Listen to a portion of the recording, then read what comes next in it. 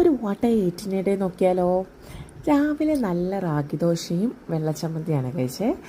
ഈ റാഗിദോശ എന്ന് പറയുന്നത് നമ്മൾ ഈ അരിയും ഉഴുന്നും ഇട്ടുണ്ടാക്കുന്ന ദോശയ്ക്ക് പകരമായിട്ട്, അരിക്ക് പകരമായിട്ട് റാഗി ഇട്ടുണ്ടാക്കുന്നതാണ്.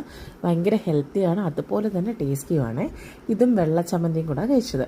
കുറച്ചുകൂടെ കഴിഞ്ഞപ്പോഴത്തേക്ക് ഞാനൊരു ക്രീം ഫഡ്ജിൻ്റെ, നമ്മുടെ ഒരു പാൽമുട്ടായി എന്നൊക്കെ പറയുന്നൊരു ചോക്ലേറ്റ് ഇല്ലേ, ആ ഒരു ചോക്ലേറ്റ് കഴിച്ചു. നല്ല ഈ പശുവിൻ്റെ പടമൊക്കെ ഉള്ളത്. അത് നല്ല രസമാണ് കഴിക്കാൻ വേണ്ടിയിട്ട്. നല്ല ടേസ്റ്റി ആയിട്ടുള്ളൊരു ചോക്ലേറ്റാണ്.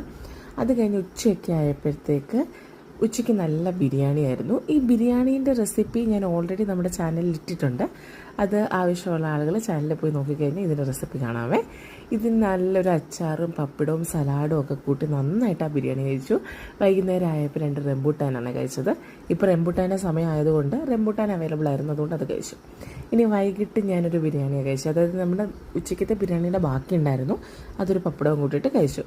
ഇതുപോലത്തെ വീഡിയോ നിങ്ങൾക്ക് ഇഷ്ടമാണെങ്കിൽ please do like, share and subscribe my channel.